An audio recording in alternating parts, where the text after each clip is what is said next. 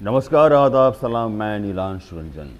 तो कैसे हैं मेरे दोस्त, मेरे हमदम। उम्मीद है आप बहुत बहुत अच्छे होंगे। अपनी सेहत का ख्याल रखें और आप जो ही खुश रहें।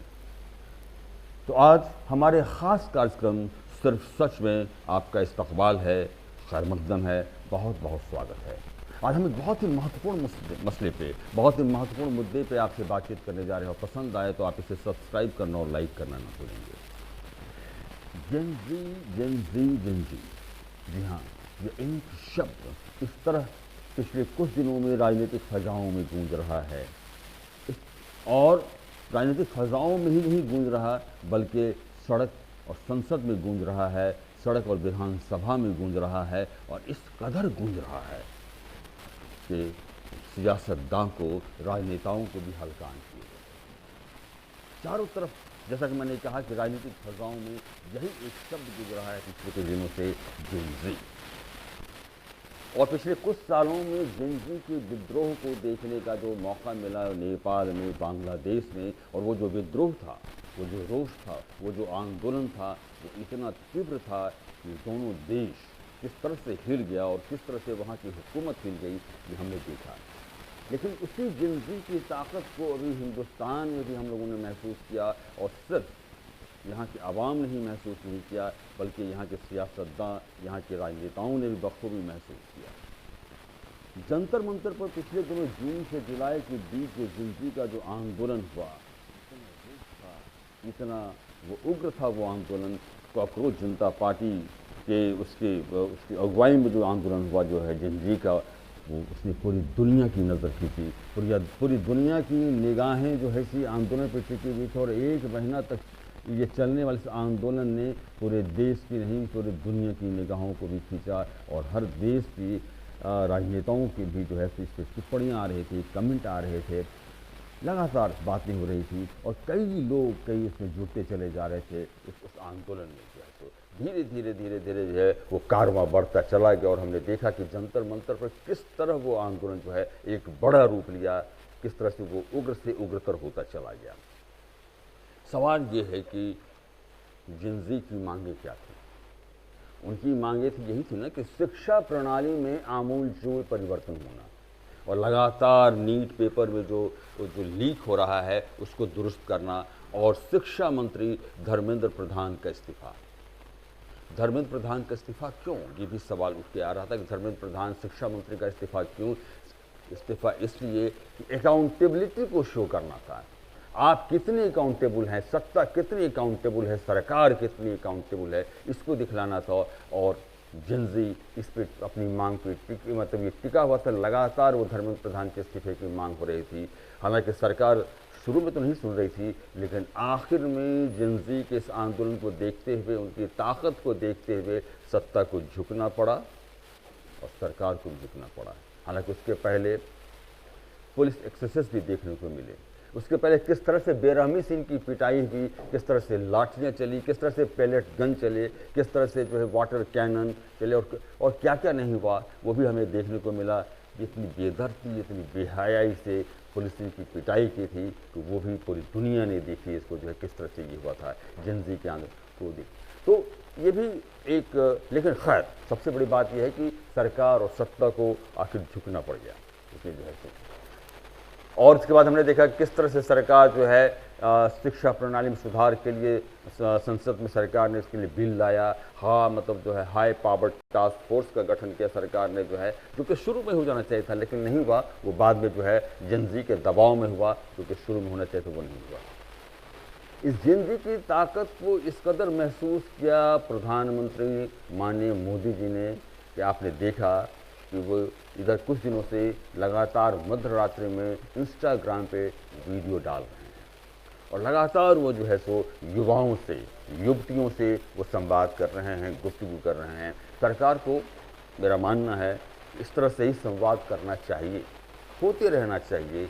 सरकार और युवाओं के बीच में, जनता के बीच में, आवाम के बीच में जो है हमेशा संवाद होना चाहिए, कभी गैप नहीं होना चाहिए, जो कि शुरू में आंदोलन के वक्त में दिखा कि वो जो संवादहीनता की स्थिति थी। लेकिन वही बाद में मैंने देखा कि लगातार जो है आपने देखा कि लगातार प्रधानमंत्री जी मध्य रात्रि में इंस्टाग्राम पे वो डालते हैं और लगातार युवाओं से, जेनजी से उनसे बात कर रहे हैं। हालांकि एक बात ये भी है कि जिंदगी की जो ताकत है उसे देखते हुए लगता है कि जो मध्यरात्रि में जो प्रधानमंत्री जो वीडियो जो डाल रहे हैं उसमें कहीं ना कहीं थोड़ा सा शेकी भी महसूस मतलब वो दिख रहे हैं। कहीं ना कहीं वो जो बहुत ज़्यादा जो कॉन्फिडेंस दिखना चाहिए था वो नहीं दिखाई पड़ रहे हैं प्रधानमंत्री। इसका मतलब है कि जिंदगी की ताकत को उन्होंने बखूबी महसूस किया है। अभी झारखंड में भी आंदोलन चल रहा है। जेपीएससी और अन्य परीक्षाओं में जो अन्य भत्ताएँ हैं, जो इरेगुलरिटीज़ वो है उसको लेकर चल रही है और लगातार वहाँ भी छात्र जो है सो आंदोलन में बैठे हुए हैं, अनशन पे बैठे हुए हैं, भूख हड़ताल पे बैठे हुए हैं और वहाँ भी संवाद सरकार के साथ चल रही। सरकार उनके 3 मांगे मांगी और एक मांग जो नहीं मानी गई वो शायद अदालत के संरक्षण में है या कुछ इस तरह की बात है जो नहीं मानी गई, लेकिन 3 मांगे उनकी मानी गई है। और दूसरी बात जो मैं ये कहूँगा कि जंतर मंतर पर जो आंदोलन हुआ, जो झारखंड में जो आंदोलन है उसमें एक फ़र्क है, एक बेसिक फ़र्क है, एक बुनियादी फ़र्क है। फ़र्क ये है कि वहाँ के आंदोलन को पहले कुचलने की कोशिश की गई, लेकिन झारखंड में कुचलने की कोशिश नहीं की गई, बल्कि झारखंड में जो है संवाद वो लगातार होता रहा। सरकार और इन छात्रों के बीच में संवाद होता रहा, उनके अफसरों के ज़रिए, उनके मंत्रियों के ज़रिए ये संवाद होता रहा। उनकी मांगें भी मानी गई हैं, लेकिन उन्हें कभी देशद्रोही नहीं करार दिया गया। एक जो सबसे बड़ा फ़र्क ये है कि जंतर मंतर पर जो बैठे हुए थे उन्हें देशद्रोही बताया गया, उन्हें पाकिस्तानी बताया गया, उन्हें एंटी नेशनल बताया गया। ये फ़र्क है, यहाँ नहीं बताया गया। हालांकि यहाँ भी जो है कल जब बैरिकेड को तोड़ते हुए विधानसभा तक पहुँचे तो यहाँ भी जो आंसू गैस के गोले छोड़े गए, यहाँ भी पानी की बौछारें, वाटर कैनन का इस्तेमाल किया गया। तो ये जो बल का जो प्रयोग किया गया, मैं इसकी पूरी निंदा करता हूँ। सरकार को कभी भी छात्रों के खिलाफ में या जो होते हैं आंदोलनकारी होते हैं उन पर बल का प्रयोग नहीं करना चाहिए। जो भी बल का प्रयोग हुआ है झारखंड सरकार के द्वारा, मैं इसकी पूरी निंदा करता हूँ और इसकी कभी सराहना नहीं की जा सकती है। दूसरी बात, झारखंड के जो चेयरमैन हैं उनकी भी बर्खास्तगी हुई, उनकी गिरफ्तारी भी हुई है। 3 जो सदस्य थे उन्होंने पहले ही इस्तीफा दे दिया। ये एक सबसे बड़ी बात ये है। अभी और भी बात होनी है, लेकिन एक ही मांग बची हुई है जिस पर सरकार कह रही है कि हम बहुत संवेदनशील है और लगातार हम इस पर देख रहे हैं। इसी बीच आपने देखा कि आरएसएस प्रमुख मोहन भागवत भी आ गए। कुछ लोगों का ये कहना है कि ये डैमेज कंट्रोल के लिए आए थे। अगर डैमेज कंट्रोल के लिए भी आए तो मेरा ये कहना है कि मोहन भागवत का जो बयान आया वो बिल्कुल अच्छा बयान था। उन्होंने कहा कि ये जो जिंदगी जो थे, आंदोलनरत जो थे, जो बैठे हुए थे वहाँ जंतर मंतर पे, उन्हें देशद्रोही कहना, उन्हें एंटी नेशनल कहना बिल्कुल ही गलत है। वैसा कुछ भी नहीं है। वे हमारे देश के लड़के हैं, हमारे देश के छात्र हैं, हमारे देश के युवा युवती हैं, इसलिए वे एंटी नेशनल नहीं हैं और सरकार को शुरू में ही उनसे संवाद स्थापित करना चाहिए था। तो मोहन भागवत का ये बयान मुझे अच्छा लगा। बाकी लोगों ने कहा कि डैमेज कंट्रोल के लिए आए थे, लेकिन अगर डैमेज कंट्रोल के लिए आए तो आना चाहिए था, बिल्कुल ही आना चाहिए था। और जिंदगी की ताकत को आप समझिए कि किस तरह से ये हो रहा है। अभी आप देखिए कि नलसर जो हैदराबाद में जो लॉ यूनिवर्सिटी है वहाँ भी दीक्षांत समारोह होना है। वहाँ के बहुत सारे छात्रों, तकरीबन 450 से 500 छात्रों ने लिखित दिया है कि चीफ जस्टिस ऑफ इंडिया जो मुख्य न्यायाधीश है सूर्यकांत जी जो हैं, जस्टिस सूर्यकांत, उनको मुख्य अतिथि बनाया जाना है, उनको नहीं बनाए। विरोध किस बात का है?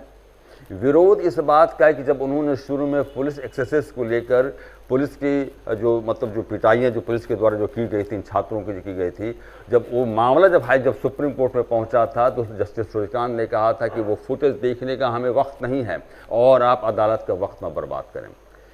उसी बात का गुस्सा है, उसी बात की नाराज़गी है नलसर हैदराबाद यूनिवर्सिटी के छात्रों में। उन्होंने कहा है कि आप चीफ जस्टिस को आप कतई नहीं बनाएंगे मुख्य अतिथि, और आप बनाएंगे तो हम लोग इसका विरोध करेंगे, हम लोग इसका मुखालफत करेंगे। तो ये है जिंदगी की ताकत। मैंने शुरू में ही कहा था कि स्कूलों में भी गूंज रही है आवाज़, कॉलेज में, तो जो मैंने नलसर का उदाहरण दिया, आपने देखा कि दो जो है भाजपा रूल्ड स्टेट में जो है राजस्थान में, मध्य प्रदेश में, स्कूलों में लड़के लड़कियां सड़क पे उतर आए।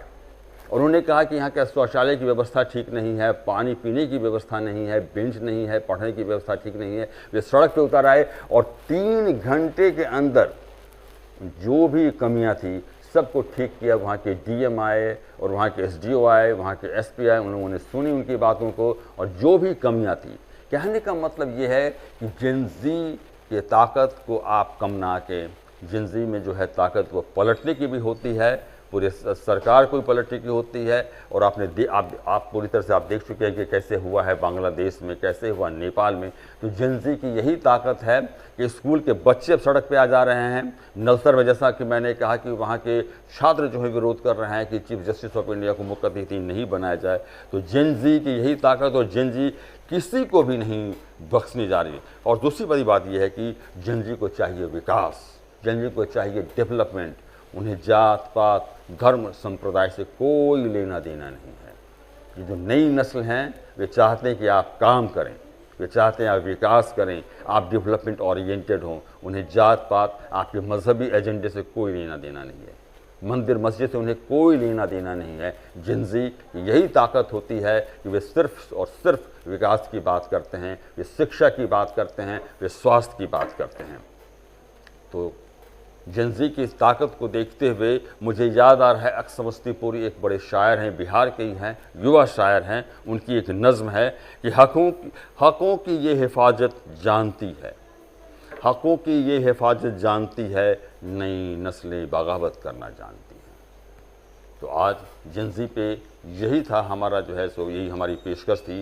उम्मीद है आपको जिंदगी को लेकर हमारा ये पेशकश आपको पसंद आया होगा, और हम फिर हाजिर होंगे एक ख़ास मुद्दे के साथ। सिर्फ सच में बहुत शुक्रिया।